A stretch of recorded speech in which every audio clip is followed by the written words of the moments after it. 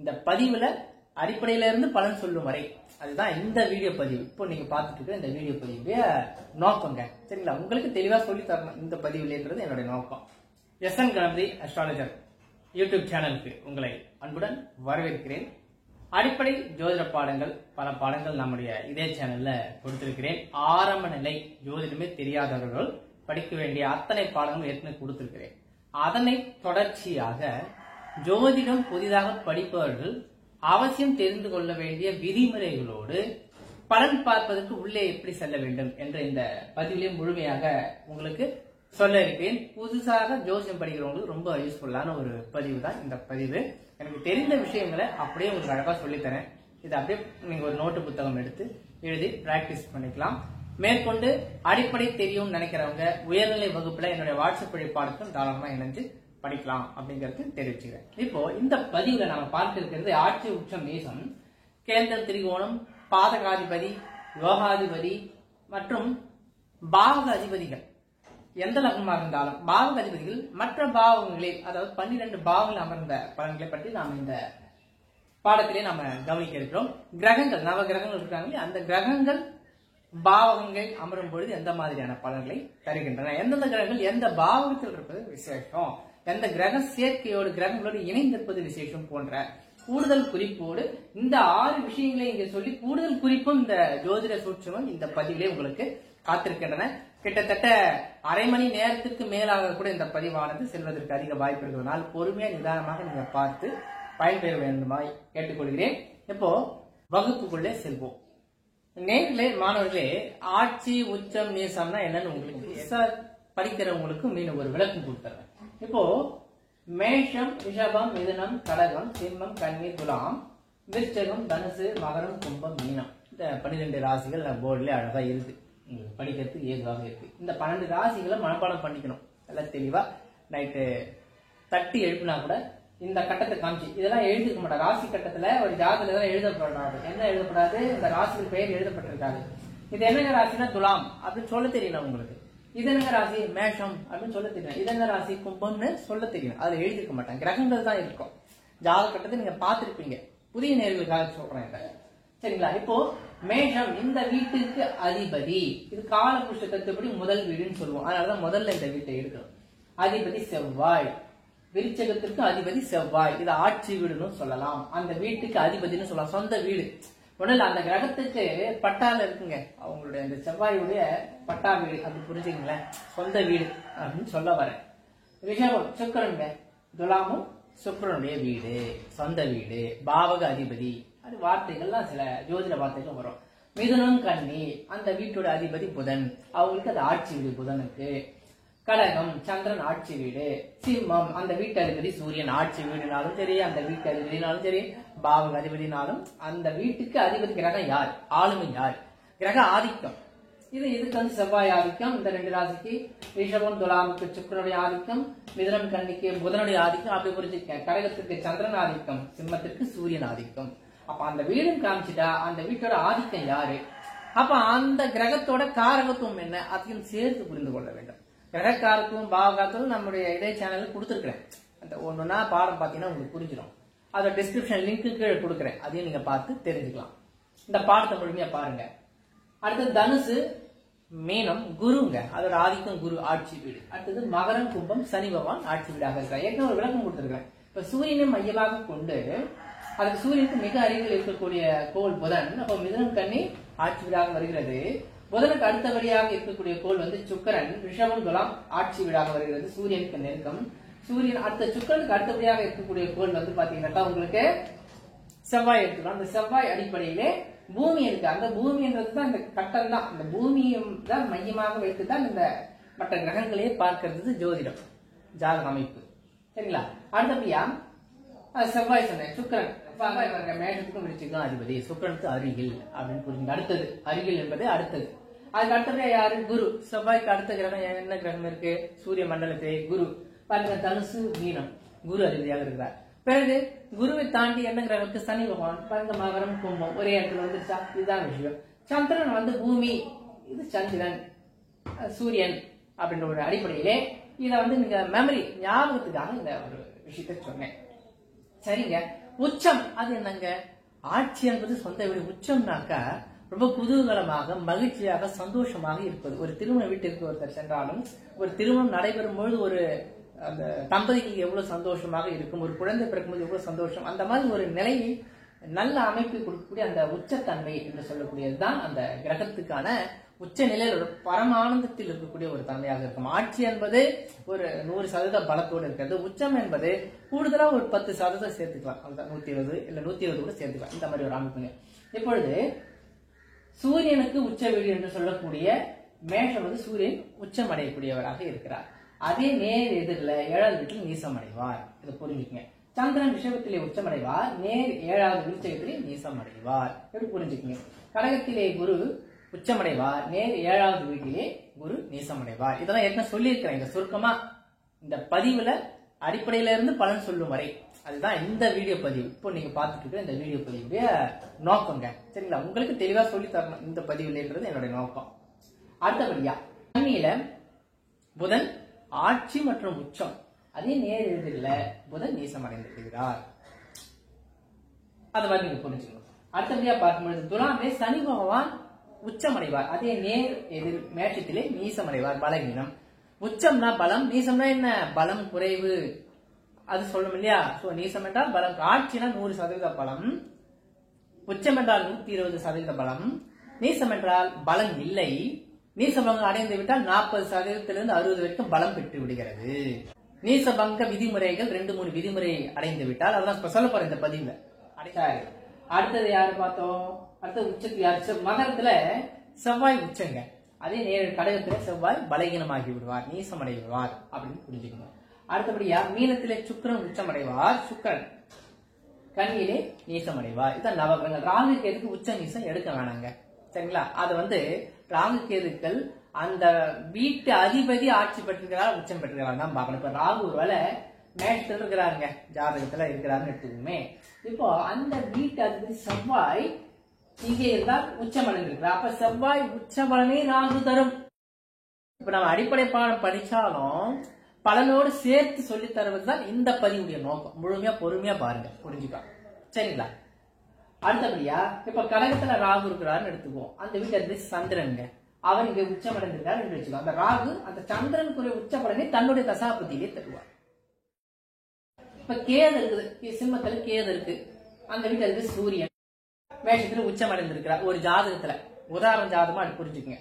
இப்ப கேது எந்த பலனை தரும்? அவருடைய தசா புத்தியில சூரியன் அந்த சூரியனுடைய பலனை எடுத்து கேது செய்யும். சூரிய தசால அந்த உச்ச பலன் நடக்குமானா நடக்காது. ராகு கேதுடைய ஆதிக்கத்திலோ அதனுடைய பிடியிலோ ஒரு கிரகமோ 2-3 கிரகமோ வந்து விட்டால் ஒரு 35 வயதுக்கு மேலேதான் அந்த ஜாதகருக்கு அந்த கிரகங்களால் பலன் கிடைக்க பெறுகின்றன. காலசர்ப தோஷம், காலசர்பயோகம்லாம் படிச்சிருப்பீங்க சில பேர், அதாவது ஏற்கனவே படிச்சவங்க. படிக்காதவர்கள் நம்மளுடைய இந்த யூடியூப் சேனல்ல படிப்படியா வரும். சப்ஸ்கிரைப் செஞ்சு கூட தொடர்ந்து பார்த்துட்டே வாங்க. சரிங்களா? பதிவு பாருங்க. இப்ப தொடர்ச்சி அடுத்த விஷயத்தை பேசலாம். ஆட்சி சொல்லிட்டேன், உச்சம் சொல்லிட்டேன், நீசம் சொல்லிட்டேன்.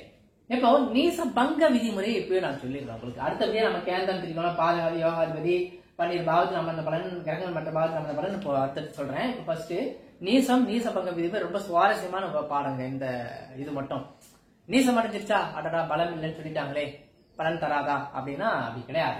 இப்போ உதாரணத்துக்கு ஏதாவது ஒரு கிரகம் நீங்க கீழே கமெண்ட்ஸ்ல கொடுங்களேன், எந்த கிரகம் நீசம் ஒரு கிரகம் கொடுங்க உங்க ஜாதகத்துல. சோ அதுக்கு பலன் நான் சொல்றேன். இப்போ இந்த பதிவுல நான் ஒரு உதாரணம் போடுறேன். யாரு கொடுக்கலாம் நீசம்? இப்ப செவ்வாயை கொடுக்குமே. செவ்வாய் கடகத்துல நீசமா இருக்கிறாங்க, கடகத்தில் நீசங்க செவ்வாய். அந்த வீட்டதிபதி சந்திரன் அங்கேயே இருந்தால் அது நீச பங்க விதிமுறை. அந்த செவ்வாயோட நீசத்தை பங்கப்படுத்துறதுதான்.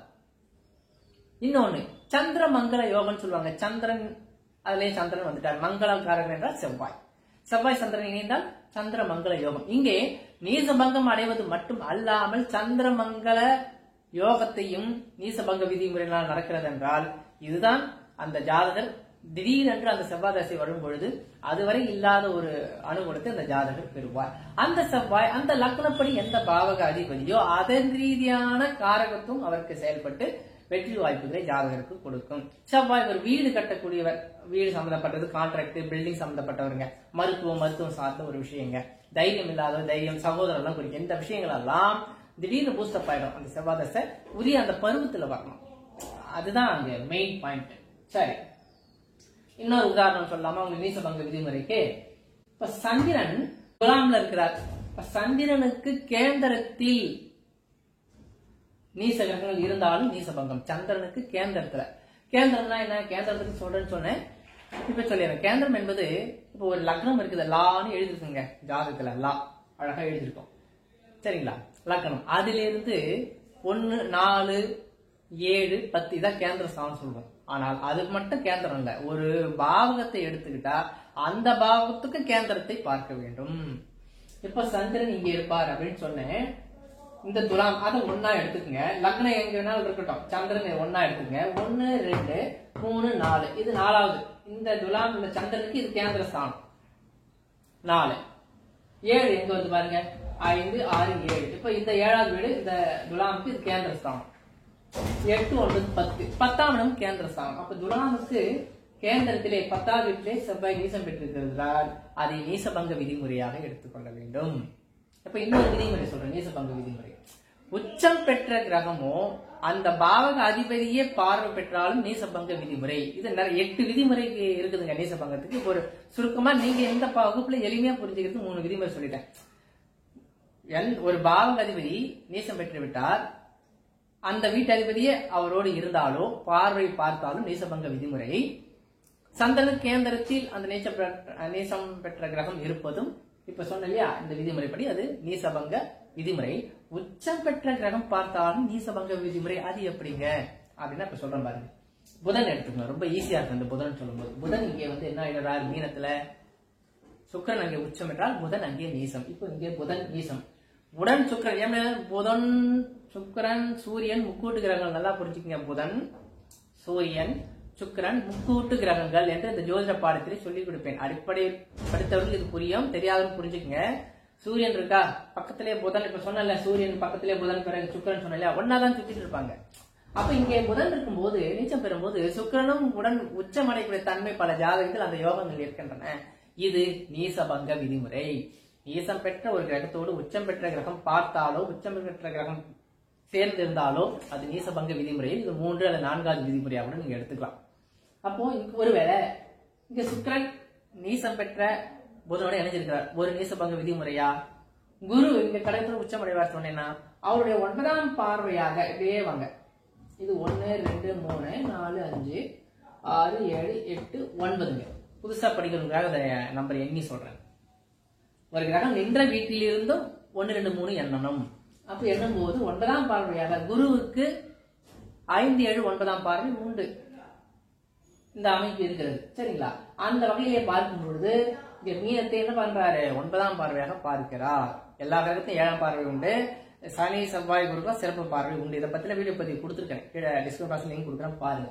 இப்போ 9ஆம் பார்வையாக இவர் பார்க்கும் பொழுது யாரு, குரு பார்ப்பது நீசபங்க விதிமுறை, கூடுதல் நீசபங்க விதிமுறையாக ஆகிவிடுகிறது. இதுதான் அருமையான ஒரு அமைப்பு. இது போல யாருக்காவது நீசம் அடைந்திருந்தால் இந்த மாதிரி நீசபங்களை தான் பாருங்க. சரிங்க, இன்னும் கொஞ்சம் தெளிவு வேணுங்க உங்க ஜாதகம், கீழே கமெண்ட்ஸ்ல உங்க ஜாதகத்தை கொடுத்து கூட அது விளக்கம் நீங்க கேட்டு தெரிஞ்சுக்கலாம். இல்லைன்னா என்னுடைய வாட்ஸ்அப் நம்பருக்கே டைரக்டா நீங்க அனுப்பி விளக்கம் கேட்டுக்கலாம். ஜாதகம் கேள்வியா, எப்ப கல்யாணம் ஆகும், எப்பொழுது வேலைக்கு போவோம், என்ன வேலை கிடைக்கும், இதெல்லாம் வந்து ஜாதகம் முறையா நீங்க பே பண்ணி பார்த்துக்கணும். மற்றபடி மாணவரா இருந்து ஐயா நீசம் பெற்றிருக்குங்க, இது நீசபங்க விதிமுறையில வருதா அப்படின்ற சின்ன சின்ன கேள்விக்கு நிச்சயமாக நான் உங்களுக்கு ஃப்ரீயாவே பதில் கொடுப்பேன். கீழே கமெண்ட்ஸ்ல கொடுக்குறவங்களுக்கு நிச்சயம் பதில் உண்டு, அங்கேயே கொடுத்துறேன், பதில் கொடுத்துடுறேன். சரிங்களா, ரைட்டு. அடுத்தது என்ன, கேந்திரம், திரிகோணம், பணபலஸ்தானம், மறைவு ஸ்தானங்கள். இப்போ ஏதாவது ஒரு லக்னம் நாம இப்ப எழுதியே ஆகணும். எந்த லக்னம் போடலாம் அப்படின்னா, சரி கும்பம் எழுதுறேன். ஏன்னா எனக்கு கைக்கு வசதியா எழுதுக்காக எழுதினேன். சரிங்களா, பொதுவாக நான் எப்பவுமே மேஷன் விஷயம் இதுதான் லக்னம் எழுதுவேன். இங்க வசதி கும்ப லக்னம் எழுதிட்டேன். இந்த அடிப்படை பாட விதிமுறையில பாருங்க, இதுதான் 1வது வீடுன்னு எண்ணணுங்க. ரொம்ப சிம்பிள். இதுதான் 1ன்னு எண்ணணும். சரிங்களா, நான் உங்களுக்கு புரியுதுக்காக இது எழுதுறேன். இது 4ன்னு எழுதுறோம், இது 7, இது 10, கேந்திரம். ஃபர்ஸ்ட் கேந்திரத்தை பத்தி பார்ப்போம். 1, 4, 7, 10 கேந்திர ஸ்தானங்கள் என்பது என்னன்னா, இது பாத்தீங்க ஒரு கிராஸா வரும் பாருங்க, 4 கிராஸ் அழகா வரும். இது திரிகோணத்துக்கு அடுத்தபடியாக பலன் தரக்கூடிய ஒரு அமைப்பு. திரிகோணம் எனும் பொழுது 1, 5, 9 3 பாவங்கள், 1, 5, 9 3 பாவங்களை குறிப்பது திரிகோணம். லக்னத்தின் சேர்த்து எண்ணி 1, 4, 7, 10 என்றால் கேந்திரம் 4 பாவத்தை குறிக்கும். பணபரஸ்தானம் 2 வருங்க. என்னன்னா 2 பாவகம் வரும், 2 ஸ்தானங்கள் வரும். ஸ்தானங்கள் அப்படின்னாலே அந்த வீடை தான் சொல்றேன். ஸ்தானம் பாவகம் என்றாலும் அந்த வீட்டு ஸ்தானம் வீடு என்றாலே அந்த பாவகத்தை தான் குறிக்கும். சரிங்களா? இப்ப பாருங்க, இந்த லக்னத்துக்கு 2 மற்றும் 11 இது நான் அழகா எழுதுறேன். 2 மற்றும் 11 இந்த பாவகம், இந்த 2 மற்றும் 11ஆம் பாவகம் பணபரஸ்தானங்கள், வருமானம். இது வந்து வருமானத்தை குறிக்கும். எந்த லக்னம், இந்த லக்னம் இல்ல, இங்க லக்னம் இருந்தாலும் அதற்கு 2வது வீடு வருமான ஸ்தானம். இப்ப ரிஷபத்துக்கு 11வது வீடு லாபஸ்தானம். இப்படி வரும். நான் ரிஷபத்துக்கு சொன்னேன், ரிஷபமா இருந்ததுன்னா இது லக்னமா இருந்தா மிதுனம் 2வது வீடாகும், மீனம் 11வது வீடா வரும். ஆனா நாம இப்ப வகுப்புல, இந்த வகுப்புல இப்ப நீங்க பாக்குற இந்த வகுப்புல என்ன போட்டிருக்கிறேன், கும்ப லக்னா போட்டுள்ளதுனால மீனம் 2வது வீடு, தனுசு 11வது வீடாக வரும். இதுதான் பணபரஸ்தானம். அந்த ஜாதகர் அடையக்கூடிய வருமான பிராப்தத்தை குறிக்கக்கூடியது இந்த 2ங்க. வருமானத்தினால் எவ்வளவு செலவு போக, விரயஸ்தானம் வந்து 12, அது வர போறேன், அடுத்ததான் சொல்ல போறேன். மறைவு ஸ்தானத்துல வரும், விரயஸ்தானம் சொல்லுவோம் 12. அது போக மிச்சம் மீதி அவருக்கு எவ்வளவு ஏற்படும் என்று சொல்வதுதான் 11ஆம் பாவம் என்று புரிஞ்சுக்குங்க. அடுத்தபடியா மறைவு ஸ்தானங்கள் பத்தி பார்க்கலாம். இந்த மறைவு ஸ்தானம் அப்படின்றது என்னன்னா, அந்த ஜாதகருக்கு சில சூட்சுமங்கள், சில விஷய ரகசியங்கள், கர்ம ரகசியங்கள் பிடிபடாமல் அவருக்கு தெரியாமலே இருக்கும். அந்த தசாப்தி நடக்கும்போது என்ன நடக்குது, ஏது செய்யணும், என்ன செய்யணும், கண்ணை கட்டி காட்டுல விட்ட மாதிரி ஒரு அமைப்பு தான் இந்த 3, 6, 8, 12ஆம் பாவங்களான மறைவு ஸ்தானங்கள். இந்த லக்னப்படி இது 3, இங்க 2, 4 இருக்கா, இது 3. அடுத்தது கடகம் 6ஆக வரும். இங்க பாருங்க 5, 7 இருக்கா, இது 6வது வீடு. அடுத்தபடியா கன்னி வந்து 8ங்க, 7 இருக்கா, இது 8ஆம் பாவம். இந்த லக்னத்துக்கு, கும்ப லக்னத்துக்கு சொல்றேன் நான். அடுத்தபடியா இது 12வது வீடு. இந்த மாதிரி இந்த 3, 6, 8, 12 மறைவு ஸ்தானங்கள். இந்த தசாப்தி நடக்கும் போதுதான் ஜாதகருக்கு சோதனை மேல் சோதனை போதுமங்க சாமிங்கிற ஒரு அமைப்பை அங்கே கொடுத்து விடுகிறது. இந்த காலகட்டத்தில் தான் நிறைய பேர் ஜாதகம் பார்க்கறது, கோவில் குளம் பரிகாரம் நிறைய விஷயங்களை செய்வாங்க. அதே போல உள்ளூரை விட்டு வெளியூருக்கு போகிறது, அதிர்ஷ்டத்தை நம்புறது, கண்மூடித்தனமாக உழைப்பு இல்லாத அதிர்ஷ்டத்தை நம்பி ஏமாற்றம் அடைவாரா அல்லது அதிர்ஷ்டகரமான லாபத்தை அடைவாரா என்பது 11ஆம் பாவத்தை பொறுத்து இருக்குது, லக்ன வலிமையை பொறுத்து இருக்குது. நடக்கும் தசாபத்தி கோச்சார ரீதியாகவும் கிரகங்கள் நல்லா இருக்குதான்றது ஒரு கணக்கு இருக்குது. உயர்நிலை வகுப்புல வாட்ஸ்அப் பாடத்துல எல்லாரும் சொல்லி கொடுத்துட்டு வரேன். சரிங்களா? இதே பதிவுலையும் நீங்க தொடர்ந்து பார்த்துட்டு சப்ஸ்கிரைப் பண்ணிட்டு தொடர்ந்து பாருங்க. இந்த சேனலே தொடர்ந்து வரும் உங்களுக்கு. சரிங்களா? வாழ்த்துக்கள். இப்ப பாருங்க, இப்ப மறைவு ஸ்தானத்தை பத்தி உங்களுக்கு ஒரு அளவுக்கு இங்க விளக்கம் கொடுத்துட்டேன். உயர்நிலை வகுப்புல ஒவ்வொரு ஜாதகத்துக்கும் தசாபுத்தி பலன் வரும்போது இதை பத்தி விளக்கம் அதிகமா நான் உங்களுக்கு கொடுத்துருவேன். சரிங்களா? ரைட்டு. அடுத்தது யாரு, பாதகாதிபதி பத்தி பார்க்க போறோம் இந்த பதிவுல. போ அடுத்தபடியா நேர்களே, இப்பொழுது பாதகாதிபதி பத்தி இப்பொழுது நாம இங்கே பார்க்க இருக்கிறோம். பாதக அதிபதி, பாதகம் அப்படின்னாலே தொந்தரவு, விருப்பத்திற்கு நேர்மாறாக ஜாதகர் எதை அதிகமாக விருப்பப்படுகிறாரோ அதிலே ஏமாற்றத்தை கொடுப்பது, சந்திப்பது இந்த தசாபுத்தி வரும் பொழுதெல்லாம் அவருக்கு நடக்கும். எந்த தசாபுத்தி? பாதகாதிபதியோட தசாபுத்தி. சரிங்க சார், நாங்க அடிப்படை இப்பதாங்க உள்ள வந்திருக்கிறோம் அப்படின்னு உங்களை நீங்க நினைச்சுக்கிறீங்கன்னா, பாதகாதிபதினா என்னன்னு இப்ப சொன்னா உங்களுக்கு புரிஞ்சிடும். ஒரு ஜாதகத்தை எடுத்துக்கிறீங்க, 12 ராசி கட்டங்கள் இது போன்று கிடைக்கப்பெறும் உங்களுக்கு. இதுல மேஷம், ரிஷபம், மிதுனம், கடகம், சிம்மம், கன்னி, துலாம், விருச்சிகம், தனுசு, மகரம், கும்பம், மீனம் 12 ராசிங்க. இப்படி ராசின்னு சொல்றோம். இப்ப அதுல லான்னு எழுதிட்டா, சந்திரன் எழுதினால் அது ராசி, லக்னம் லா என்று எழுதினால் அது லக்னம், அந்த ராசி. இப்போ கும்பத்துல லா போட்டுக்கிறேன்னா இது கும்ப லக்னம். இது போன்று ஒவ்வொரு லக்னத்திற்கும் ஒரு குறிப்பிட்ட பாவகம் பாதக ஸ்தானமாக வரும். கேந்திரம், திரிகோணம், பணபரஸ்தானம் இது பற்றிய ஒரு விஷயங்கள் இருக்கிறது. இது இல்லாமல் பாதக ஸ்தானம் என்று ஒன்று இருக்கிறது. கேந்திராதிபதியை பாதகாதிபதியாக வருவார், திரிகோணாதிபதியை பாதகாதிபதியாக வரக்கூடிய அமைப்பு, லாபாதிபதியும் பாதகாதிபதியாக வருவார், சுகாதிபதியும் பாதகாதிபதியாக வருவார். ஒரு ஒரு கிரகத்துக்கு 2 வீடு சொந்த வீடா வரும். ஒரு கட்டத்தில் அவர் யோகாதிபதியாகவும் இருப்பார், இன்னொரு கட்டத்தில் அவர் பாதகாதிபதியாகவும் இருப்பார். அதுதான் பாருங்களேன். இப்போ மேஷங்க, இந்த லக்னத்திற்கு பாதகாதிபதி 11ஆம் அதிபதியா வருவார். இந்த கும்பம் இந்த மேஷத்துக்கு 11ஆம் பாவகம் லாபஸ்தானமா இருந்தாலும் பாதகஸ்தானமா வரும். ரிஷபத்திற்கு 9வது வீடு பாதகஸ்தானமா வரும். மிதுனத்திற்கு 7வது வீடு பாதகஸ்தானமா வரும். இது அப்படியே ரொட்டீனா மறுபடியும் கடகத்திற்கு 11ஆம் இடம், சிம்மத்திற்கு 9ஆம் இடம், கன்னிக்கு 7ஆம் இடம் பாதகஸ்தானமாக வரும். துலாம் லக்னம் அப்படி புரிஞ்சுக்கங்க. இந்த இடத்துல லக்னம் இப்ப யார் ஜாதகத்தை எழுதியிருக்கோம், ஒவ்வொன்றும் சொல்ல லக்னப்படி சொல்றேன். லக்னத்துக்கு இந்த துலாமுக்கு 11ஆம் இடம், விருச்சிகத்துக்கு 9ஆம் இடம், தனுசுக்கு 7ஆம் இடம் பாதகஸ்தானமாக வரும். அப்படியே அடுத்த ரொட்டீன் மகரத்திற்கு 11ஆம் இடம் பாதகஸ்தானமாக வரும். கும்பத்திற்கு 9ஆம் இடம் பாதகஸ்தானமாக வரும். மீனத்திற்கு 7ஆம் இடம் பாதகஸ்தானம் வரும். அந்த இடம் சொல்றோம் இல்லையா, அந்த வீட்டு அதிபதி தசா புத்தியிலே ஜாதகர் கவனமா இருக்கணும். இதுதான் பலன். இப்ப அடிப்படை படிக்கும் பொழுதே பலன் எப்படி உள்ளே வருகிறது என்பது உங்களுக்கு புரிய வைக்கலாம் பாருங்க. அதுதான் இந்த பதிவுடைய நோக்கமே. சரம் ஸ்திரம் உபயம், சரம் ஸ்திரம் உபயம், ராசிகளின் தன்மை அப்படின்ற தலைப்பிலே நம்ம இது யூடியூப் சேனல்ல கொடுத்துருக்கிறேன். சரம் ஸ்திரம் உபயம், சரம் ஸ்திரம் உபயம். சரராசிகளுக்கு 11ஆம் இடம் பாதகஸ்தானமாக வரும். ஸ்திர ராசிகளுக்கு ராசின்னு எடுத்து சொல்லலாம், லக்னம்னு சொல்லலாம். ஸ்திர லக்னங்களுக்கு 9ஆம் இடம் பாதகஸ்தானமாக வரும். உபய லக்னங்களுக்கு 7ஆம் இடம் பாதகஸ்தானமாக வரும். சரம் ஸ்திரம் உபயம் அப்படின்னா என்ன, ஏற்கனவே அதற்கு வீடியோ பதிவு கொடுத்துருக்கிறேன். நம்முடைய இதே யூடியூப் சேனல்ல இருக்கு, கீழே டிஸ்கிரிப்ஷன் பாக்ஸ் லிங்க் தரேன். இந்த பாடத்தை முழுமையா பார்த்துட்டு அதை பாருங்க. நீங்கள் இந்த பதிவை முழுமையாக பொறுமையாக இது வரைக்கும் பார்த்துட்டு இருக்கீங்க. இன்னும் முழுமையாக இந்த பாடம் முடிகிற வரைக்கும் அப்படியே பாருங்க இந்த வீடியோ பதிவை. நீங்களும் ஜோதிடராவது உறுதிங்க.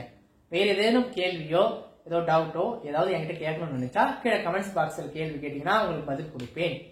ஜோதிட மாணவராக இருந்து கேட்க வேண்டும், சரியா? நல்லது. இப்போ இதுதான் விஷயங்க. இப்போ இந்த பாதகாதிபதி தசை என்ன செய்யணும்னு சொல்லியிருக்கிறேன். அவர் நினைத்தது ஒன்று நடப்பது வேறாக தன்மை கொடுக்கும். அது மாரகாதிபதியாக இருந்து விட்டால் போச்சு. கண்டம் அளவுக்கு இந்த 7 சனி அஷ்டம் சனியும் நடந்தால், அந்த காலகட்டத்திலே பாதகாதிபதி தசை நடந்தால் ஜாதகரை கடுமையாக தாக்கிவிடும். எனவே அடிப்படை நிலையான விஷயத்தை சொல்லி இருக்கிறேன். பலன் எப்படி சொல்லணும்னு சொல்லி இருக்கிறேன். அப்போ ஒருத்தருக்கு எந்த மாதிரி தசாபுத்தி நடக்கணும், லக்னத்திற்கு லக்னம் தான் 1. இந்த உதாரணத்துக்கு இதை கொடுத்துருக்கேன். இங்க இருந்து லக்னாதிபதி சனி தசா நடக்கணும். கும்ப லக்னத்து சனி தசா சிறப்பு. 5 புதன் தசா கும்ப லக்னக்காரருக்கு இது மீது இந்த வீட்டு அதிபதி புதன் தசா நடப்பது சிறப்பு. அதை விட்டு 9வது வீடு சுக்கிரன், இந்த லக்னத்துக்கு சுக்கிர தசா நடப்பது சிறப்பு. யோகத்தையும் கொடுக்கும். ஏன்னா இந்த கும்ப லக்னத்திற்கு ஒரு கேந்திரத்திற்கும் ஒரு திரிகோணத்திற்கும் அதிபதி, கேந்திரம்னா 4, திரிகோணம்னா 9. ஒரு கேந்திரத்திற்கும் திரிகோணத்திற்கும் அதிபதியாக வரும் ஒரு கிரகம் லக்னப்படி ஒரு கேந்திரத்திற்கும் 4, 7, 10 அது ஏதாவது ஒரு வீட்டிற்கு அதிபதியாக வந்து விட்டால், திரிகோணம் 1, 5, 9 இந்த ஒரு வீட்டிற்கு இன்னொரு வீட்டிற்கு அதிபதியாக வரக்கூடிய அமைப்பு கேந்திர திரிகோண ஸ்தானத்தை ஒரு கிரகம் அடைமையானால் அவர் அந்த லக்ன சுவர் மட்டுமல்ல, அவர் யோகாதிபதி நல்ல அமைப்பை தரக்கூடியவர். யோகாதிபதி அடுத்த லைன் வரணும். அடுத்த லைனுக்கு வந்துட்டேன். பாதகாதிபதியில இருந்து யோகாதிபதிக்கு வந்துட்டேன். ஒரு கேந்திரம் எழுதிக்கலாம் நீங்க. ஒரு கேந்திரத்திற்கும் ஒரு திரிகோணத்திற்கும் அதிபதியாக வரக்கூடிய ஒரு கிரகம் யோகாதிபதி. அவரே பாதகாதிபதி ஆனால் இந்த லக்னத்திற்கு 4ஆம் இடம் சுகஸ்தானம் என்று சொல்லப்படுகிறது. லக்னம் ஜாதகரை குறிக்கும் நிறங்குணம் தோற்றம் செயல்பாடு. 2 குடும்பஸ்தானம். 3 வீரியஸ்தானம். இது சுகஸ்தானம், தாய் பற்றி சொல்லக்கூடிய சுகஸ்தானம். அதுக்கு அடுத்தது புத்திரஸ்தானம். 6வது ருண ரோகஸ்தானம், உத்தியோகஸ்தானம் சொல்லுவோம். கலத்திரஸ்தானம், கணவன் மனைவி குறிக்கக்கூடிய இடம், லக்னப்படி சொல்றேங்க. அடுத்தது 8 ஆயுள் பாவம் சொல்லுவோம், கண்டம் அவமான விபத்து சொல்லக்கூடிய விஷயங்கள். 9 தந்தை ஸ்தானம், அப்பாவை பற்றி சொல்லக்கூடிய பாக்கியஸ்தானம் சொல்லுவோம். 10 தொழில் கர்மஸ்தானம், அவர் என்ன தொழில் அந்த விஷயத்தை சொல்றது 10. 11 லாபஸ்தானம், மூத்த சகோதர ஸ்தானம். 12 விரயஸ்தானம், கட்டில் ஸ்தானம், அயன சயன போகஸ்தானம். இந்த மாதிரி சொல்லக்கூடிய இந்த பாவம் ரீதியா பார்க்கும் பொழுது இப்ப நம்ம என்ன பார்த்துட்டு இருக்கிறோம், யோகாதிபதி. 4 சுகஸ்தானம், சுகாதிபதியாக வரக்கூடிய இந்த வீட்டு அதிபதி சுக்கிரனுங்க. இந்த பாடம் இப்ப பார்க்க இந்த வீடியோ பதில் ஆரம்பத்தை சொன்னா ஆட்சி வீடுன்னு சுக்கிரன். துலாமுக்கும் சுக்கன் சொன்னா ஒரே அதிபதி வந்துட்டாரா? இப்போ சரம் ஸ்திரம் உபயம் சரம் ஸ்திரம் உபயம் சரம் ஸ்திரம் உபயம் சரம் ஸ்திரம் ஸ்திர லக்னங்களுக்கு 9ஆம் வீடு பாதகமாக வருவதனால் இவருடைய தந்தையை இவருக்கு ஆப்போசிட்டாக இருக்கக்கூடிய ஒரு சூழ்நிலை கொடுக்க. இவர் தந்தை என்ன சொன்னாலும் இவருக்கு சரியா வராது, பூர்வீகம் சிறப்பா இருக்காது. ஆனால் தாய் வழி யோகம் நல்லா இருக்குது, அம்மா சப்போர்ட் இருக்குது, அப்பா சப்போர்ட் கொஞ்சம் குறைவாக உள்ளது, கொஞ்சம் தான், ஒரு 35%. அவர் யோகாதிபதி வரையும் செய்யும், பாதகாதிபதி வரையும் செய்யுது, 2 in 1. அப்ப என்ன செய்ய முடியும் அப்படின்ற மாதிரி இதுதான் அந்த வழி. அந்த கும்ப லக்னக்காரர்களுக்கு அது தெரியும். இதே கஷ்டம்தான் ரிஷப லக்னக்காரருக்குங்க. ரிஷபத்திற்கு இதுல இருந்து என்ன ரிஷபம் இதை விட்டுருங்க, இது கொஞ்ச நேரம் இதை வந்து பாக்காதீங்க. இந்த லக்னத்தை இது ரிஷபத்துல லக்னம் எழுதணும் தான் நினைச்சுக்கீங்க. இந்த இடத்துல இருந்து 1 அதை 1 நீங்க 4 காலம் பாக்காதீங்க. இப்ப ரிஷபம் 1 2 3 4 5 6 7 8 9 இதுவும் ஸ்திர லக்னங்க. ரிஷபமும் ஸ்திர லக்னம். மேஷம் தானே சரம், ரிஷபம் இப்ப ஸ்திரம், மிதுனம் உபயம், மறுபடியும் சரம் ஸ்திரம் ரிப்பீட் ஆகுது இல்ல. இப்ப ஸ்திரம் ஸ்திர லக்னத்துக்கு 9ஆம் இடம் பாதகம் சொன்ன 9ஆம் இடம் என்றது தந்தையை பற்றி குறிக்கக்கூடிய ஒரு இடம். அப்போ அதுதான் அவருக்கு. நீங்க பாருங்க, இது 9 இது 10ங்க. இந்த ரிஷபப்படி எண்ணினீங்கன்னா 1 2 3 ரிஷபத்துல இருந்து எண்ணுங்க. இது 9 இது 10. 9 என்பது திரிகோணம், 10 என்பது கேந்திரம். 1 5 9 வரக்கூடிய திரிகோணம் வந்து விடுகிறதா? 9 1 4 7 10 என்று சொல்லக்கூடிய 10 என்ற ஒரு கேந்திர ஸ்தானம். இந்த லக்னத்தை பார்க்காதீங்க கொஞ்ச நேரம், ரிஷபத்தை லக்னமா நினைச்சுக்கணும். அப்போ யோகாதிபதியே பாதகாதிபதி ஆகிறார். அப்போ யோக பலனையும் தருவார், பாத பலனையும் தருவார். யோக பலன் மட்டும் கொடுங்க, பாத பலன் வேணாம்னா அங்கே செல்லாது. இரண்டையும் அனுபவித்து தீர வேண்டும் அந்த குறிப்பிட்ட லக்ன ஜாதகர், லக்னத்தில் பிறந்த ஜாதகர். இதுதான் பலன் எடுக்கும் முறை. இப்ப சொல்லிக் கொடுக்குறேன் இல்லையா, அடிப்படை நிலையிலிருந்து கொஞ்சம் கொஞ்சமாக பலன் சொல்வது செல்லும் முறை. இதைத்தான் வாட்ஸ்அப்ல நிறைய ஜாதகங்கள் கொடுத்து ஒரு 88 பாடங்கள்ல ஜாதக விளக்கம் கொடுத்துருக்குறேங்க தெளிவா. அதுக்கு பிறகு முதுநிலை பாடத்துல சந்திரநாடி, ஜாமக்கோளாரிடம், வெற்றிலை பிரசன்னம், இந்த முறையில எப்படி ஜாதக பலன் சொல்லணுன்றது இன்னும் நிறைய விஷயங்கள். இது மட்டும் பத்தாது ஒரு பலன் சொல்றது. இது அடிப்படையான விஷயத்த சொல்லித்தரேன். இது போன்ற பல விஷயங்கள் நான் சொல்லித் தருகிறேன் என்னுடைய வாட்ஸ்அப் வழி பாடத்துல. இப்பொழுதும் பலன்கள் பாடங்கள் சென்று கொண்டிருக்கின்றன, மாணவர்கள் படித்துக் கொண்டிருக்கிறார்கள் என்னிடம் என்பதை மகிழ்ச்சியோடு உங்களுக்கு தெரிவித்துக் கொள்கிறேன். விருப்பம் என்றால் உடனடியாக நீங்களும் ஜோதிடம் படித்து ஒரு ஜோதிட அலுவலகம் வைத்து சிறப்பாக வர வேண்டும், தொழில்முறை ஜோதிடர் ஆக வேண்டும் என்ற உங்களுக்கு எண்ணம் நிறைய பேருக்கு இருக்கும் என்றால் என்னை தாராளமாக தொடர்பு கொள்ளுங்கள். அதுக்கான வழிமுறைகள், ஃபீஸ் டீடைல்ஸோட தாராளமா நீங்க படிச்சுக்கலாம். சரியா? இப்போ அடுத்தது நாம எங்க போகணும், அடுத்த விஷயத்துக்கு போயிடலாம். இந்த வீடியோ பதில் அடுத்த விஷயம் நோக்கத்துக்கு பாவக அதிபதிகள் 12 பாவகங்களில் நிற்கும் பலன்கள். பாவக அதிபதிகள் லக்னப்படி. இப்போ நான் போர்ட்ல சில கிரகங்களை எழுத போறேன். ஒரு ஜாதகத்தில் சில கிரகங்களை குறிப்பிட போறேன். சரிங்களா? எழுதிட போறேன். எழுதிட்டு இப்ப அதுக்கு ஒரு விளக்கம் கொடுக்க போறேன். அப்படியே சுவாரஸ்யமா நோட்டு புக்கெல்லாம் எடுத்துக்க. நான் சொல்ல ஒரு சில குறிப்புகளை எழுதிட்டுனா ரொம்ப விசேஷமாக இருக்கும்.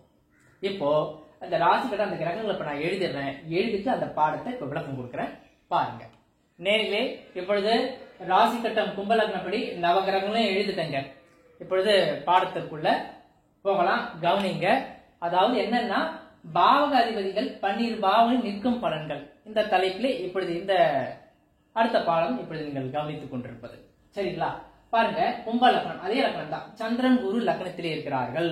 ஆரம்ப நிலை மாணவர்கள் இப்படிதான் சொல்ல பழகணும். கும்ப லக்னம் லக்னத்துல சந்திரன் குரு. அடுத்தது 2 3ஆம் இடத்திலே சுக்கிரன், 4ஆம் இடத்திலே சூரியன் கேது. இது 1னா அப்படி எண்ணிட்டு வரும். 5ஆம் இடத்திலே புதன் சனி பகவான் இருக்கிறாங்க. 6ல செவ்வாய், 6வது வீட்டுல செவ்வாய். அடுத்தபடி எதுவும் எங்கேயுமே கிரகம் இல்ல. ராகு 10வது வீட்டுல. இப்ப நவ கிரகத்தையும் இங்க எழுதியாச்சு. இப்போ நீங்க ஆரம்ப புதுசா படிக்கிறீங்க அப்படின்றதுனாலதான் இங்க வந்து மேஷம், ரிஷபம், மிதுனம் சொல்லி எழுதியிருக்கிறேன். ராசி கட்டத்துல ஒரு ஜோதிடர் வந்து இந்த மாதிரி கிரகங்கள் அந்த ராசி பேர்ல எழுதிருக்க மாட்டார்.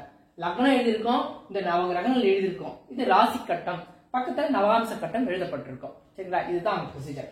இப்போ 11/6/1974 இந்த வருடத்துக்கான ராசி சார்ட் தான் இப்ப நீங்க பார்க்கிறது. 12:10 நைட்டு அந்த AM அந்த டைம்ல தான் இந்த கும்ப லக்னம் வருது. அதனால அந்த அடிப்படையிலே இந்த கிரகத்தை நான் நிறைவு செஞ்சிருக்கிறேன். பாருங்க, பாவகாதிபதிகள் 12 பாவகங்களில் நிற்கும் பலன்கள். இந்த லக்னத்துல என்ன கிரகம் இருக்கு? சந்திரனும் ஃபர்ஸ்ட் குரு எடுத்துக்கோம். இந்த லக்னப்படி குரு மீனத்திற்கும் தனுசுக்கும் அதிபதி. இந்த ஆட்சி வீடின் ஆரத்த இதே வீடியோ பதிவு ஆரம்பத்தில் சொல்லியிருக்கேன் பாருங்க, ஆட்சி வீடுன்னு. அதை கொஞ்சம் ஞாபகப்படுத்திக்கணும் நீங்க நோட் புக்ல. அதுதான் எழுதி வச்சுட்டா ஞாபகம் இருக்கும். இப்ப தனுசுக்கும் மீனத்துக்கும் அதிபதி குருவா, அந்த குரு எங்க இருக்கிறாரு? லக்னத்திலேயே இருக்கிறார். அவர் இந்த லக்னத்துக்கு லக்ன சுபர நல்லவரா கெட்டவரா அப்படின்னா, 2ஆம் பாவகாதிபதி 11ஆம் பாவகாதிபதி லக்னத்துக்கு நல்லவர் தான், நல்லதை தான் செய்வார்கள். ஏன்னா வருமானத்தை அவங்க தான் கொடுக்கணும், லாபத்தை. அது லக்னத்திலே இருக்குது. அப்ப என்ன அர்த்தம்?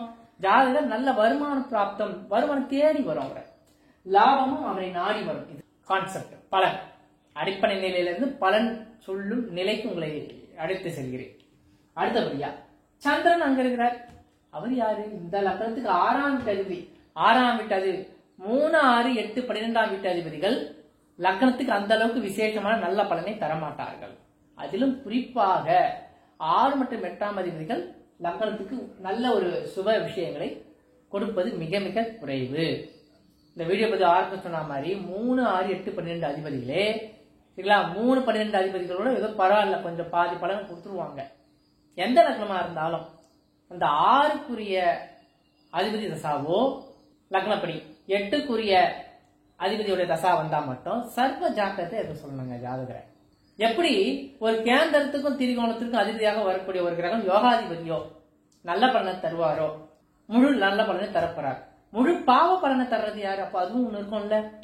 அதுதான் 2 மறைவு ஸ்தானத்திற்கு அதிபதியாக வரக்கூடிய கிரகம் முழு லக்ன பாவராவார் என்பதை உங்களுக்கு முக்கிய குறிப்பு. இங்கே சந்திரனுக்கு ஒரே ஒரு வீடு, அப்ப இந்த லக்னத்துக்கு 6ஆம் அதிபதியா ஆகிவிட்டார். அப்ப அவர் முழு லக்ன பாவராக ஆகிவிடுகிறார். 2 மறைவு ஸ்தானத்துக்கு அதிபதியாக வரக்கூடிய ஒரு கிரகம் முழு லக்ன பாவர். அந்த தசா வந்துடுச்சுன்னா ஜாதகர் சர்வ ஜாக்கிரதையா இருக்கணும், உஷாரா இருக்கணும். பலன் சொல்லும் போது ஒரு ஜாதகத்தை எடுக்கிறீங்க, 6க்கு 8க்குரிய அதிபதி தசாபுத்தி வருது அப்படி, அடடா இந்த தசாபுத்தி வருது, ஐயா நீங்க ரொம்ப கவனமா இருக்கணுமே, நிறைய கஷ்டப்படுறீங்களா, துன்பப்படுறீங்களா அப்படின்னா ஆமான்னு சொல்லுவார். அவர் ஒரு 1, 5, 9 தசாபுத்தி ஒருத்தருக்கு நடக்குது. அவர் ஒரு நல்ல விஷயத்துக்காக வருவார். திருமண வயதில் இருப்பவர் திருமணத்துக்காக வரன் பார்த்துட்டு இருக்கிறாங்க, எப்போ அமையும், வீடு கட்டணுங்க எப்போ அமையும், ஒரு நல்ல வேலை இருக்கு, ப்ரமோஷன் எப்போ கிடைக்கும், நல்லா புரிஞ்சுக்குங்க, வேலை இருக்கும், இதை விட இன்னும் நல்ல பதவி உயர்வு எப்போ, நல்ல வருமானம் இப்போ, இப்படிதான் கேள்வியே இருக்கும். இந்த 1, 5, 9 தசாபுத்தி நடந்து ஜாதகம் பார்க்க வரவங்க என்கிட்ட வரவங்களும் அப்படிதான் கேள்வியே இருக்கு. இந்த மாதிரி எந்த லக்னமா இருந்தாலும் 6, 8க்குரிய தசாபுத்தி நடக்கிறவங்க, வாழ்க்கையே சூன்யமா இருக்கு, ரொம்ப தொந்தரவு இருக்கு, பாக்கெட்ல ₹1 கூட தங்க மாட்டேங்குது அப்படின்னு நானே சொல்ல, உங்களுக்கு இந்த மாதிரி சூழல்லாம் இருக்குதுன்னு ஆமான்னுவாங்க. அந்த 6, 8 அப்படி ஒரு வேலை செய்யுது. அவரே ஏன் இவ்வளவு தூரம் அழுத்தி சொல்றேன் இந்த 6, 8னா, அந்த 6ஆம் அதிபதியே லக்னத்துல இருக்கிறாரு. அதனாலதான் இவ்வளவு நேரம் நாம இதை பேசிட்டு இருக்கோம். அதை பத்தி அவர் யாரு கூட இணைஞ்சிட்டாரு? குரு கூட இணைஞ்சிட்டாரு. என்னங்க அது? 2 நல்லவரு, 11 நல்லது பண்ணோம், வருமானம். இப்போ வருமானத்துல இந்த சந்திரன் கை வச்சிரும். ஜாதகம் சம்பாதிப்பாரு, நோய் கடன் எதிர்ப்பு இதுக்கே செலவாயிடும். ஆரோக்கியம், வீட்டுல ஆஸ்பத்திரி செலவு அதிகம். 6ஆம் இடம் காலபுருஷத்தோடு இது 12, 6 மெடிக்கல் மருந்து மாத்திரை வாங்கிய மனுஷன் அவர் வருமானம் மெடிக்கல் மருத்துவத்துக்கே போயிடும். ஆனா அவசியமானதா இருக்கும், அது செஞ்சே தீரணும், வேற வழி இல்லை, தவிர்க்க முடியாததாக இருக்கும். இந்த மாதிரி சூழலே அதே மாதிரி செய்யும்போது லாபகரமா அது சிறப்பா இருக்கிற மாதிரி அவருக்கு ஒரு அனுகூலத்தை கொடுக்கும். இதுக்குதான் நாங்க என்ன பண்றோம்னா, இந்த அடிப்படை தான் இப்போ சொல்லித்தரேன். இருந்தாலும் உங்களுக்கு புரிஞ்சுக்க, செல்போன் நம்பர் ப்ரிடிக்ஷன், அவரோட பெயர் எண்கணித ரீதியாக பார்க்க வேண்டும், நிறுவனம் பெயர் பார்க்க வேண்டும், செல்போன் நம்பர் நல்ல நம்பர் பயன்படுத்துறாங்க. நம்முடைய இதே எஸ்என் கணபதி அஸ்ட்ராலஜர் சேனல்ல எண்கணிதத்தை பத்தி ஒரு பதிவு கொடுத்துருக்கிறேன். ஸோ அதையும் பார்க்கலாம். இன்னொரு channel Astro Tamil SN Ganapathi இன்னொரு யூடியூப் சேனல் இருக்கு, அதுலயும் 2 பதிவுகள் பத்தி சொல்லியிருக்கேன் எண்கணிதத்தை பத்தி. அதோடைய லிங்க் கீழே கொடுக்குறேன், நீங்க அதை பார்த்து பயன்பெறலாம். 80 செல்போன் நம்பர்ல 2 டிஜிட் எது ஆரம்பிக்கணும் பொதுவாக சொல்லியிருப்பான், ஆனா எல்லா நம்பரையும் பார்க்கணும். ஸோ அதை பத்தி நீங்க உங்க செல்போன் நம்பர் என்னோட வாட்ஸ்அப் நம்பருக்கு அனுப்பி கூட உங்களுக்கு ஃப்ரீயா பலனை தெரிஞ்சுக்கலாம். செல்போன் நம்பர் நல்லா இருக்கா, அந்த நம்பர் மாத்தி அமைக்கணும்னு தான் நீங்க ஃபீஸ் கேட்பேன். இது ஒரு ஃபார்முலா, இந்த மாதிரிலாம் இருக்கு. நீங்களும் அந்த மாதிரிலாம் அடிப்படையில இருந்து ஜாதகம் மட்டும் பராசர மணி ஜோதிடம் மட்டும் பத்தாது, எண்கணிதம், அடுத்து வாஸ்து, வீட்டு வாசல் அளவு, இதெல்லாம் பார்க்கணுங்க. இதுதாங்க முழுமையான ஜாதக அமைப்பு. இதை நான் செஞ்சுட்டு வரேன். கடந்த 10 வருஷமாக இந்த விஷயத்தை மக்களுக்காக செய்து கொண்டு வருகிறேன், வகுப்பும் எடுத்துட்டு வரேன். அப்படிங்கறத இந்த நேரத்தில் நான் உங்களுக்கு தெளிவுபடுத்த விரும்புகிறேன், வேற ஒன்றும் இல்லை. நல்லதுங்க. இந்த மாதிரி பாவகாதிபதி 12 பாவம் நிற்கும் பலன் கொடுத்த தலைப்பு வச்சு என்ன சொல்றோம்? இப்ப 6ஆம் அதிபதி லக்னத்தில் இருப்பது சிறப்பில்லை. வேற எங்க இருக்கலாம்? மறைவுஸ்தானாதிபதி இன்னொரு மறைவுஸ்தானத்திலே அமையும் பொழுது விபரீத ராஜயோகத்தை கொடுக்கிறது. மறுபடியும் ரிப்பீட் பண்றேன், மறைவுஸ்தான அதிபதி இன்னொரு மறைவு ஸ்தானத்தில் அமரும் பொழுது விபரீத ராஜயோகத்தை தருகிறது. இப்ப 6ஆம் அதிபதி 8லே அமர்கிறார் இல்ல 12லே அமர்கிறார் என்றால் அந்த சந்திரசாவில் ஜாதகருக்கு திடீர் தன யோகத்தை கொடுத்து விடும். குரு பணம்ல இருக்கிறாங்க கூட சந்திரன் இணைஞ்சிருக்கிறார், அதற்கு பணமே பற்றாக்குறையா இருக்கும், எல்லாம் சம்பாதிக்க முடியாம இருப்பார். அந்த குறிப்பிட்ட சந்திரசா வரும்போது திடீர் தன யோகத்தை கொடுத்துரும். எதிர்பார்க்காம என்ன சார் ஆச்சரியம் அப்படின்ற அளவுக்கு எப்படி இருந்த இவர் இப்படி வளர்ந்துட்டார் அப்படின்ற ஒரு நல்ல ஒரு விஷயத்தை அது கொடுக்கும். அது விபரீத ராஜயோகம், திடீர் ஆச்சரியப்பட்டு போடும், அவரே நம்ப முடியாது, திடீர் அதிர்ஷ்டம் சொல்லலாம். இந்த மாதிரியான விஷயங்கள், இந்த லாட்டரி ரேஸ் எல்லாம் சொல்றாங்க இல்லையா, அந்த மாதிரியான நியாயமான முறையில தான் இது செய்யும். ஏன்னா குரு இணைஞ்சு விட்டால் நியாயமான முறையில தான் அவர். ராகு இணைஞ்சா மட்டும்தான் இப்ப இந்த மறைமுகமான லாட்டரி இந்த மாதிரியான திடீர் அதிர்ஷ்டத்தை அது கொடுக்கும். ராகு இணைஞ்சிட்டா மறைமுகமாக, சரிங்களா. சில ஆசைகள் அப்படின்னு கூட சொல்லலாம். அந்த ஆசைகள் காரணமா அந்த திடீர் அதிர்ஷ்ட யோகம். ஆனா குரு ஆசை அல்ல, அது ஒரு விருப்பம், அவரோட சம்பாத்தியம், அதனால் வரக்கூடிய திடீர் நியாயமாக சம்பாதிக்கக்கூடிய திடீர் தன யோகம் குரு சம்பந்தப்பட்டா. ராகு பாத்தீங்கன்னாக்கா நிறைய பேர் இருப்பாங்க, 10 பேர் ஏமாந்துருவாங்க, இந்த ஒருத்தருக்கு மட்டும் லக் அடிச்சிடும், இவர் சந்தோஷமா இருப்பார், 9 பேர் பாதிக்கப்படுவார்கள். அதுதான் அந்த லாட்டரி ரேஸ் இந்த மாதிரி சில விஷயம் உங்களுக்கே தெரியாதுல்ல, அந்த மாதிரி புரிஞ்சுக்கங்களேன். ராகுன்றது ஏமாற்றி சம்பாதிக்கக்கூடிய ஒரு தன்மையும் கொடுத்துருன்றது ரொம்ப கவனமா இருக்கணும். குரு நியாயமா சம்பாதிக்கக்கூடியவர். சரி, இதுதான் இவர் ஜாதகர் நியாயமாக சம்பாதிக்கக்கூடியவர். கடின உழைப்பு 6, கஷ்டப்பட்டு உழைக்கக்கூடியவர் ஜாதகர். சந்திரனும் ஒரு சுபகிரகங்கள், ரொம்ப அவரோட முகமே பொலிவோடு சிரித்த முகத்தோடு எப்பொழுதும் சந்தோஷமாக இருக்கக்கூடிய ராமர், ஸ்ரீராமர் ஜாதகத்தில் கூட பாத்தீங்கன்னா அவர் கடக லக்னம், லக்னத்திலேயே அந்த சந்திரன் குரு அமைப்பு சிறப்பாக அமைய பெற்றிருக்கிறது என்பது முக்கிய குறிப்பா நான் சொல்றேன், சரிங்களா. இந்த மாதிரி இப்ப சுக்கிரன் பாருங்க, சுக பாதகாதிபதியான சுக்கிரன் 3லே இருக்கிறார். இது இளைய சகோதர ஸ்தானம். அப்ப இளைய சகோதரத்தால் ஜாதகத்துக்கு தொந்தரவு 3ஆம் இடத்தில். இந்த மாதிரி பலன் எடுத்துக்கணும். அடுத்தது 4ஆம் இடத்துல சூரியன். சூரியன் யாரு? 7ஆம் அதிபதி. 7ஆம் அதிபதி 4ல இருக்கிறது நல்லதா? நிச்சயமா. மனைவி இருக்கு, ஆண் ஜாதகமா எடுத்துக்கிறோம் உதாரணத்துக்கு. மனைவி வந்த பிறகு அவர் வீடு வாகன யோகம் ஜாதகத்துக்கு ஏற்படும். ஏன் மனைவி வந்த பிறகு? மனைவி வந்தாதான் 7 பாகம் ஆக்டிவேட் ஆகுது, அந்த வீடு வாசல் அமையுது. அதுக்கு வரைக்கும் அந்த கேதுவோட ஆதிக்கம் தான் ஜாதகத்துக்கு நடந்துட்டு இருக்கும். வீடே அமையாது, சிறப்பான ஒரு அமைப்பு இருக்காது, நல்ல சுகபோகமா வாழ முடியாது. மனைவி வந்த பிறகு அந்த சுகத்தை சூரியன் கொடுத்து விடும். இந்த மாதிரி ஒரு அமைப்பு. அடுத்தது புதன் பாருங்க, அந்த வீட்டிலிருந்து ஆட்சி பெற்றிருக்கிறார், புத்திரஸ்தானம் சிறப்பாக இருக்கிறது. சனி பகவான் இணைவு பெற்றதனால் தாமதமான நிதானமான புத்திர பாக்கிய அனுகூலத்தை கொடுக்கும். இந்த மாதிரி புரிஞ்சுக்கணும். அந்த சனி பகவான் யாரு? லக்னாதிபதியே சனி பகவான். அந்த இடத்துல புதன். ஜாதகர் எங்க இருக்கிறாரு? ஜாதகர் லக்னாதிபதி தாங்க ஜாதகர். அது எந்த லக்னமா இருந்தாலும் லக்னம் தான் ஜாதகர். இந்த ஜாதகர் யாரு? இந்த வீட்டில் இருக்கு சனி பகவான். இங்க யாரோட? புதனோடு இருக்கிறார். அதாவது குழந்தை ஸ்தானம். அப்போ குழந்தை மீது அதிக பிரியம் உடையவர் தான் இந்த ஜாதகர். இந்த மாதிரி ப்ரெடிக்ஷனை நீங்க புரிஞ்சுக்கிறது ரொம்ப விசேஷம். இந்த பதில மீண்டும் ஒருவர் பொறுமையா கேட்டீங்கன்னா, இந்த குறிப்பிட்ட கீழே பாத்தீங்கன்னாக்கா ஒவ்வொரு தலைப்பு வாரியாகவும் நம்பர் போட்டு டைமிங் போட்டு இருப்பேன். அந்த டைமிங் உங்களுக்கு எந்த தலைப்புல பாடம் வேணுமோ அந்த டைமிங்க தொட்டு உங்களுக்கு பாடம் மறுபடியும் வந்துடும். கீழே டிஸ்கிரிப்ஷன் பாக்ஸ்லயே இருக்கு, கமெண்ட்ஸ் பாக்ஸ்ல கொடுக்குறேன், அந்த பட்டியல் கொடுக்குறேன். அந்த டைமிங்க தொட்டுட்டீங்கன்னா உங்களுக்கு அந்த டைம்ல இருந்து இந்த வீடியோ பதிவு பார்க்குற வீடியோ பதிவு அந்த டைம்ல இருந்து மீண்டும் வரும் அப்படிங்கறத தெரிவிச்சுக்கிறேன். சரி, செவ்வாய் இங்கே நீசம். இது நீசம், எந்த ஆட்சி உச்ச நீசம் சொல்லி தந்தால இதே பாடத்துல அந்த மறுபடியும் பாத்தீங்கன்னா புரிஞ்சிடும். ஆட்சி உச்சம் நீசம் கீழே உள்ள தலைப்பை டச் பண்ணீங்கன்னா உங்களுக்கு அந்த வீடியோ வந்துடும் உங்களுக்கு. அப்போ செவ்வாய் 3க்கும் 10க்கும் அதிபதி, முயற்சி ஸ்தானம் மற்றும் தொழில். அப்ப இவருடைய முயற்சி எப்படி இருக்கு? நீசம் பெற்று விட்டதால் அதிகப்படியான முயற்சி, எவ்வளவு முயற்சி செஞ்சாலும் சீக்கிரமா ஒரு பூஸ்டர் கிடைக்காத ஒரு சூழ்நிலை ஜாதகம் கொடுக்குதுங்க. தொழில் ரீதியான ஒரு விஷயத்தை கொடுக்கிறது. அப்ப என்ன அர்த்தம்? நீசபங்க விதிமுறையில வருதா அப்படின்னு பார்க்கும் பொழுது செவ்வாய் அந்த வீட்டில் தொடர்பு கொள்கிறாரா? தொடர்பு கொள்ளவில்லை, பார்வை இல்லை. குருவும் பார்க்கிறாரா? குருவும் பார்க்கவில்லை. அதனால இது நீசபங்க விதிமுறை வரவில்லை. அடுத்தபடியா ராகு கிட்ட வருவோம். ராகு கேது பொறுத்த வரைக்கும் நிழல் கிரகம். அது எந்த வீட்டில் நிற்கிறதோ அந்த வீட்டு பலனை தரும். இப்ப ராகு இந்த வீட்டில் இருந்து செவ்வாய் என்ன ஆயிட்டாரு? நேசமாகி விட்டார். அப்போ ராகு தசாவில ஜாதகத்துக்கு சிறப்பான ஒரு நல்ல அனுகூலம் இருக்குமான நிச்சயமாக இருக்காது. அப்போ அவருக்கு சிறு சிறு தொந்தரவுகளை கொடுக்கும், கவனமாக இருக்க வேண்டும். இதுக்குதான் ரெமடி, போன் நம்பர், பெயர் திருத்தம், இந்த மாதிரி சில பரிகார முறை, வாரம், திதி, நட்சத்திரம், யோகம், கரணம், இந்த 5 அங்களுக்கும் பரிகாரம் சொல்லணும். இந்த முறையெல்லாம் பரிகாரம் சொல்லும் முறை ஜோதிட பதிவு தனி பாடமே என்கிட்ட இருக்கு. அந்த பரிகாரம் பாடம் மட்டுமே படிக்கணும்னு நினைச்சீங்கன்னா இதே வாட்ஸ்அப் நம்பர்ல என்னை தொடர்பு கொண்டால் அந்த பரிகார பாடம் விளக்கம் உங்களுக்கு வாட்ஸ்அப்ல அனுப்பப்படும். சரிங்களா? அதற்குண்டான சேவை கட்டண விவரம் சொல்றேன். என்ன வாட்ஸ்அப்ல நீங்க கான்டாக்ட் பண்ணலாம். அடிப்படை பாடம் முறையா படிக்கணும்னு நினைச்சாலும் என்ன வாட்ஸ்அப்ல கான்டாக்ட் பண்ணுங்க. அடிப்படையெல்லாம் தெரியுங்க, பலன் சொல்லணும், தெளிவா சொல்லணுங்க அப்படின்னு நினைச்சாலும் அதுவும் வாட்ஸ்அப் பாடம் இருக்குதுங்க. நிச்சயமா உங்களுக்கு அனுப்பேன். ஏன்னா இதே நம்பர்ல கான்டாக்ட் பண்ணுங்க. நம்முடைய இந்த சேனலை புதிய நேயர்களாக இருந்தால் சப்ஸ்கிரைப் செய்து கொண்டு தொடர்ந்து பாருங்கள். மேலும் ஜாதகம் பார்க்கணும்னு நினைச்சீங்கன்னாலும் என்னுடைய இதே வாட்ஸ்அப் நம்பர்ல தொடர்பு கொள்ளுங்கள். அடுத்த பதிவிலே பாத்தீங்கன்னா கிரகங்கள் மற்ற பாவன் என்ற பலன்கள் இது போன்ற இன்னும் புதிய புதிய தலைப்புகளிலே இதே யூடியூப் சேனலில் உங்களை மீண்டும் சந்திக்கிறேன். நன்றி, வணக்கம், வாழ்த்துக்கள்.